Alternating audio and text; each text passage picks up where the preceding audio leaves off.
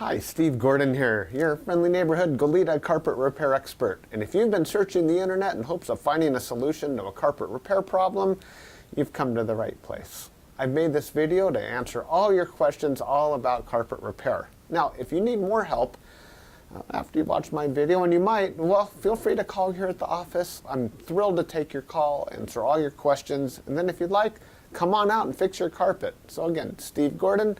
Hope to hear from you soon. Meanwhile, I hope you enjoyed learning all about carpet repair. Hi, Steve Gordon here, your friendly neighborhood carpet repair guy. And I promise you one thing, and that is I'm absolutely not an actor. So if you're looking for an actor to talk about carpet repair, you've come to the wrong place.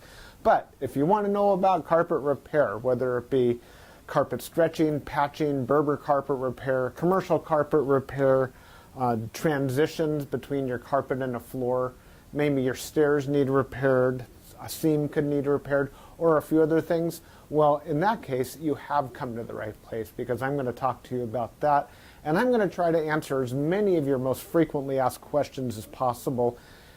And before I get to that, I am going to talk to you a little bit about our guarantee, how to get an estimate, the bid, and a couple other details. So, I hope you enjoy my recording, and please be patient with me because I don't have a script. I've got a dozen notes here to go off of, and it's just going to be right off the top of my head, and I'll try to really just answer all the questions I can ahead of time so that you have a little bit of education when you call us, and I certainly hope you do. So first, I'd like to talk about the guarantee. When you call us, you're going to get a 100% unlimited unconditional lifetime labor guarantee. And what I mean by that is that either you or your carpet or both are going to be completely, absolutely, and thoroughly worn out before you ever have to pay to have that carpet fixed again. So again, 100% unlimited unconditional lifetime labor guarantee, that's forever. How you get your estimate in the first place is after you watch this recording, give us a call here at the office, and we're going to give you something like a phone guesstimate. We'll give you an idea of what you might expect to pay. We might tell you something like between $150 and $300, or we might say between $200 and $400, or something like that. We're not going to know exactly, or even not even all that close, how much it's going to cost to have us fix your carpet for you. So if you feel like we're in the right sort of price range, then we're going to schedule an appointment to come on out and actually give you an absolutely free, no obligation bid. At that point, if you feel the bid is fair, and I'm sure you will because it's our business model to give you a fair price so that we could do the job right then and there all in one trip. We would really love to just do it in one trip. Now, I understand that sometimes you need to get a bid on one trip and then come back at a different time, have us come back at a different time to actually do the work. But by and large, it's normally best to just get it all done all in one trip, and that's how we'll give you the best price as well. After all, driving out to your place once is going to be less expensive for both of us than it would be to drive out to your place 2 or more times. Now, another thing about the absolutely free, no obligation bid is at that point, we're going to actually have an opportunity to see the work. We're going to see exactly what needs to be done because you see, when you call us on the phone, even though you think you've explained the situation thoroughly, it's very likely that either myself or one of my assistants here that helps me answer the phone won't really understand exactly what we're dealing with until we actually see it. And so that's why we really do want to come out and give you a bid in person. And by the way, if you don't like the bid, if you don't think it's fair, we're going to walk away absolutely empty-handed, and that makes us sad. So sad, because we want to be out there, we want to fix your problem and put a check in our pocket and go off to the next one. After all, this is what we do for a living. This is how we feed our families. Speaking about money, please don't pay cash. We would really prefer that you pay with a check made out to Creative Carpet Repair, or use a credit card. You can call in the office with a credit card. So cash, it's against the agreement I've made with all my contractors. Now, if you work with me directly, if I'm the actual contractor that shows up to your house and you want to pay me cash, I'm happy to take it. But for any other contractor throughout my entire company, Please don't pay cash. Now, I want to talk a little bit about the carpet repairs. I've got a little bit of housekeeping out of the way. Let's talk about carpet stretching. Most people wonder why their carpet is all rippled up. So if you look out at your carpet and you see more waves than the ocean, or it's more rippled up than you can believe, and there's peaks and valleys in your carpet and you're getting seasick just looking at it, or if it's a trip hazard, there's a real good chance that your carpet was never stretched in tight enough to begin with. You see, whoever stretched your carpet the first time around more than likely didn't use a power stretcher. Now what a power stretcher is a pole that it butts up against one wall on one side of the room, and this pole runs all the way across the room to a head that's on the other side. And when we push down on this handle, the carpet gets stretched, and it gets stretched so tight that we have no doubt at all that we're going to be able to live up to that unlimited, unconditional lifetime waiver guarantee. That carpet will never ripple up again. You have my absolute word of honor on that. And if I'm wrong, we'll do it again for no charge at all. When we stretch carpet in a room, it's always best to have the room completely empty. We can empty the furniture out of the room for you if that's what you need, but more often than not, the customer will want to get as much as possible out of the way. Now, don't strain yourself. Don't go moving a giant king-size bed or a dresser that weighs, more than 10 elephants. That's not cool. We have special tools. We have these sliders that we can put underneath the legs of the furniture.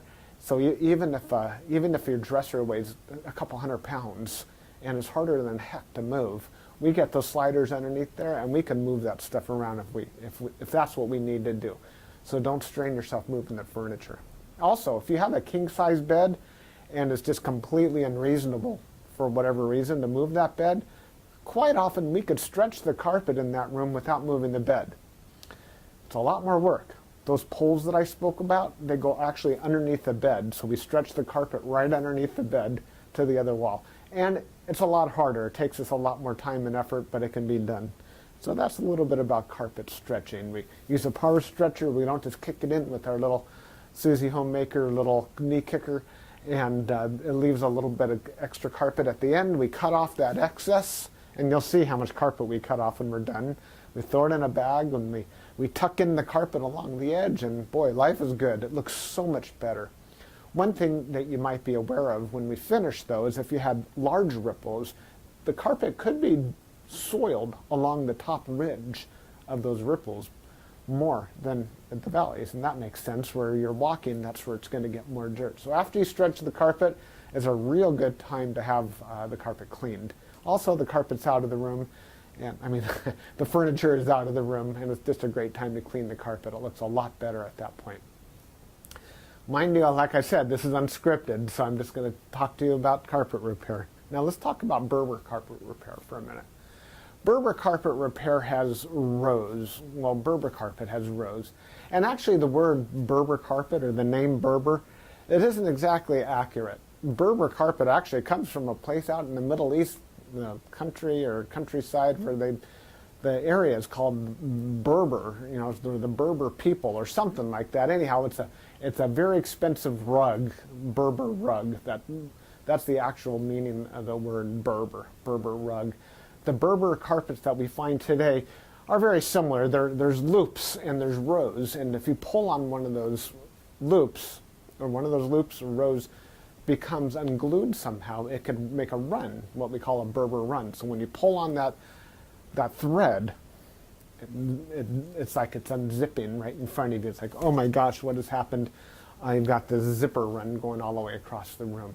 Now your higher end Berber carpet, that doesn't likely happen. It almost never does. But the lower end, middle of the road and lower end Berber carpet runs all the time. So when we fix a Berber carpet, what we're going to want to do is take out the bad area and patch a new piece in there. Sometimes we could actually weave a little bit of some new loops right into the place where that carpet is come unfurled. But more than likely, we're going to want to put in a Berber patch in that area. One reason that Berber comes apart at the seams is because the carpet was never sealed at the seams well enough to begin with. Your carpet installer that originally installed that carpet was supposed to use a latex sealer or even a glue gun or something to seal the edges of the carpet. Now, if they don't seal the edges of the carpet, that's one reason that Berber carpet is just going to unfurl like crazy. So when we put in a patch or fix a Berber carpet, that area gets sealed. Now, we give the unlimited, unconditional lifetime waiver guarantee on Berber carpet as well. But mind you, just because, let's say you have a 12-foot seam and we fix 3 feet of it, that's the part that we guarantee. The rest of the seam we're not going to touch. And you may have a problem with that in the future. And that's certainly not our business to cover something we've never actually worked on before. Now, after Berber carpet patching, I'll just talk about carpet patching in general. And this includes the Berber. When you call us to have your carpet patched, the first thing that we're going to ask you is if you have any extra carpet to do the patch with. If the answer is yes, well, we're golden. We're ready to do the job. If you say no, you don't have any extra carpet to do the patch with, we'll ask, well, can we take the carpet from a closet or maybe even from underneath a piece of furniture? Because what we can do is we can take a piece of carpet from a closet and patch it right into your damaged area. And it usually works out really well. Most people would rather have a piece of carpet missing out of their closet than have a terrible, nasty area in the middle of their room where they'll see it all the time. After all, inside the closet, you usually have that covered up with shoes and old photographs and baseball bats and everything you've ever collected in your life. More about carpet patching is if you don't have the carpet to do the patch, there's really nothing I can do to help you. So you're going to need to find that carpet to do the patch with before you bother having us come out there. Because if we don't have the carpet to do the patch, we're stuck. Our hands are really tied. There's nothing we can do. Now, you're probably wondering how the patch is going to look when we're finished. It's real hard to say, especially in a recording like this. So just between you and me and a million of our closest friends here watching this recording through time, that patch is likely to be visible. You see, if you take a piece of carpet that's never been walked on, it's never been soiled, it's never seen the light from the window coming in so it hasn't faded out, and you take that brand new looking type of carpet or piece of carpet and patch it in to an area that has been worn, it has been soiled, it has been faded out by the sunlight, well, certainly you're going to see the difference between the new carpet and the older carpet because it's patched right in the middle there. Certainly it's going to look a lot better than the situation you probably have right now, but patches are visible. Another reason a patch might be visible would be because, well, thick carpet, thick nap or plush carpet hides the seams quite well. A short nap carpet, like a Berber carpet, for example, or any of the commercial type carpets, they're very short nap. They show the seams far more. Another thing is that the rows have something to do with it. When we cut a carpet in the same direction as the row of the carpet, well, those seams are by and large less visible than the seams that we cut that cross the rows. When we cross the row, well, it's unavoidable to do that if that's what we have to do to make a patch. And those seams stand out a little bit more than the ones that go along with the rows. So carpet patching, that's what we specialize in. We could absolutely do that for you. Have the carpet available for us, and we also back up our patches forever, just like everything else, just forever and ever and ever. That patch will never come up. After patching, well, we could talk a little bit about pet damage also when we talk about patching. If you have an animal, a dog or a cat, or I've even seen it's been a bunny or a few other animals that have actually gotten locked behind a closed door. What'll happen is they'll get that separation anxiety and they'll try to dig their way out and they'll just rip the heck out of the carpet. That's one of the main reasons we'll do carpet patching. If that's the case, well, certainly it's just like any other patch. You supply the carpet, we'll put it in. However, if that animal didn't tear up the carpet, if they actually urinated on the carpet, there's a whole other thing we can do about that, and I'm going to need your help for that. What we'll do is we're going to ask you to go to the pet store or go online and buy twice as much of a product as you think you're going to need, maybe 4 times as much, to actually kill the odor. Now, the product I'm talking about is actually an enzyme, and what we'll do is we'll pull back the carpet, we'll remove the padding, clean the floor, and you'll pour this enzyme onto the floors underneath it all. And that enzyme will eat up all the proteins that contribute to the smell of the urine in your carpet. Then we'll put in new padding, and you'll pour that enzyme cleaner all over the backing of the carpet as well at that time. I'll reinstall the carpet, and then one more time we'll use that cleaner, and we'll just soak that area of the carpet with that enzyme one more time. And that's likely to kill the scent altogether. That smell should be completely gone. If not, it's probably because your animal found another place that you don't even know about, and I'm sorry about that. There's nothing we could do about your animal. Now that we've spoken about pet damage, I like to talk about carpet to floor transitions. A lot of people call us because they put in a new floor. Maybe it's a tile or a wood floor, and their carpet now needs to be finished along that edge. More often than not, we don't need to put in any kind of metal there. There's a lot of different types of situations where you do want a metal. If you have an apartment building and you want the carpet to last a long time between the carpet and, say, for example, a linoleum floor, we can put some metal there. There are flat metals. They're the type of metals that they're called, I've called them beat-down metals before. I'm not sure exactly what they're called. Beat-down metals, they're golden, they're silver, and the carpet goes right in there and it gets hammered down. Gives a nice clean edge, and it protects the edge of the carpet for a very long time. But if you're like most homeowners, that's not why you're calling us for a transition. You're calling for the transition because you just put in a nice marble or travertine floor, or maybe a wood floor. And so what we'll do with that is we're going to pull back the carpet and put in a new tack strip right up alongside that floor. Now that floor is going to be holding the place as if it were a wall. So here's your floor, here's your tack strip right in front of it. We're going to pull the carpet over that tack strip and tuck it in right there. So all you're going to see is a nice smooth transition between the carpet and the floor. Now, many times when you put in a new floor, it's important to put in some work into the subfloor underneath, and that might include using hardy backer or some other type of material that raises the floor up even higher than it would have been.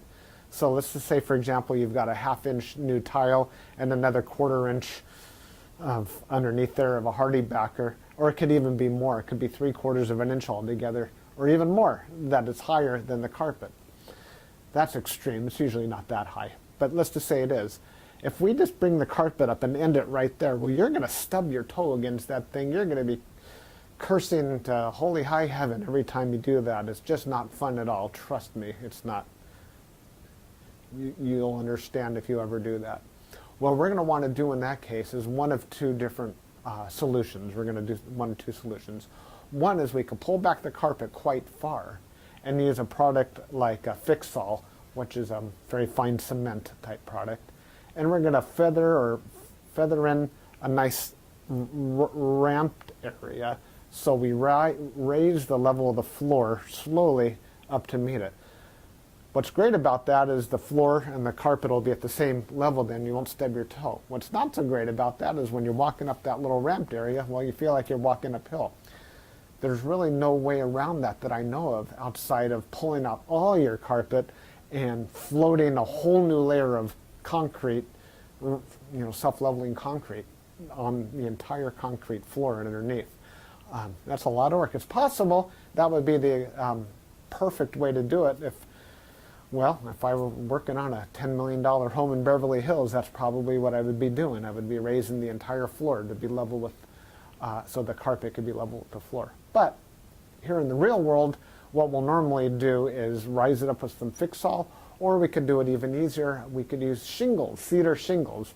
Cedar shingles are about that long, and that makes a nice little ramp up, and it normally works just beautifully. It's quick, it's easy, we can get it all done in one trip.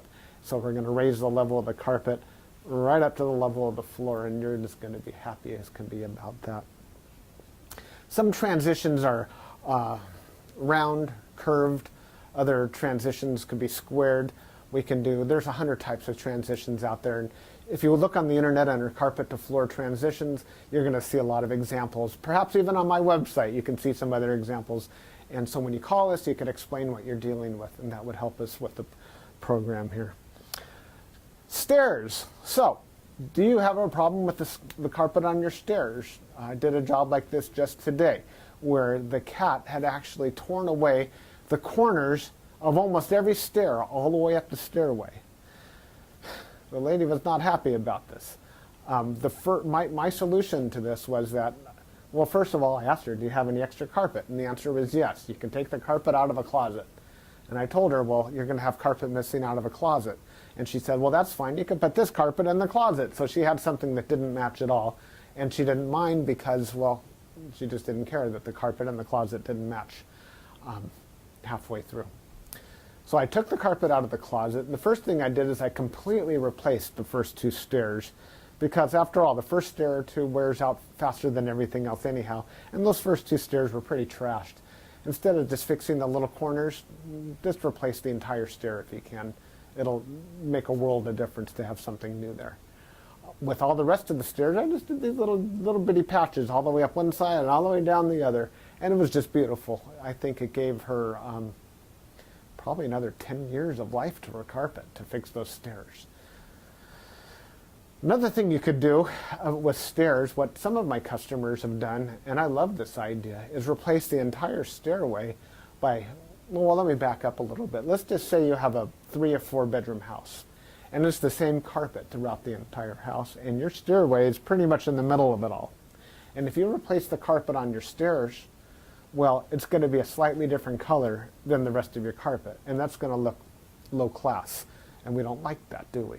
No, we don't. What I would suggest in that case is that we take the smallest room in the house, maybe a small bedroom or nursery, and pull the carpet out completely from the smallest room in the house and buy new carpet for that room. Then we have maybe a 12 by 12 piece of carpet, and we can replace the entire stairway with that carpet. That way it matches the entire rest of the house except for that one room. That'll easily save you $4,000, $5,000, $6,000, $7,000 right there. And it's a lot less work too. So I like that idea. You get a whole new stairway. A lot of people, you walk in the front door and there's the stairway right there. If the stairs look bad, it's hard to recover from that first impression. So take my word for it. That's a really great way of going. Now stairs. Commercial carpet repair. If you have commercial carpet and that needs to be repaired, it either has ripples and waves or it needs a patch. If it's rippled, it might need to be stretched. We've already talked about carpet stretching. On the other hand, it might have a different issue. It could be your commercial carpet was glued down to concrete to begin with. If that's the case, what we do is we actually take a knife and we just cut right down the middle of those ripples, cut right down those bubbles, and we will re-glue the carpet right underneath there and smush it all down, and believe it or not, those bubbles are going to be completely gone. They might be completely invisible when we're finished. You won't even see where we cut it, because where we cut it is exactly where we put it back together. The carpet will be nice and tacky before we push it back down. It's a great solution. But if the carpet needs to be stretched, well, we have to get the power stretcher out, and we'll fix it up that way. Now, if your carpet in your commercial building, say you have an office, is because, let's just say that you removed a wall between two rooms. If that's the case, you may have a strip of carpet that's missing. It's always a great idea to just get a completely different color. So if you have blue commercial carpet, go get a piece of red or black. Just something completely different, because a patch going all the way down through the middle of the room that's just a little bit off, it looks low class again. But if we put a strip of red down the room, or burgundy or black, people walk in and they go, oh yeah, these people have got some class. They got a decorative idea. So that's just my opinion. Use a completely different color if it's something goes all the way across the room.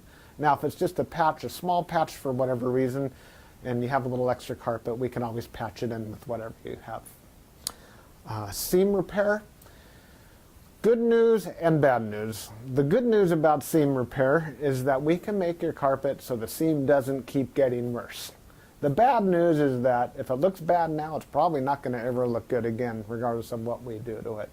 Seams have to be done properly the first time. You see, when we seam a carpet together before it's installed, we'll use a straight edge and we'll cut down both sides of the carpet, and then we're going to seal the carpet on both edges, and then we're going to seam it together, and it'll be perfect. When it's completely cooled down, then we stretch it in. If we go back and try to open up the seam and cut that carpet off and try to bring it together, the chances of it ever looking better are right around 0.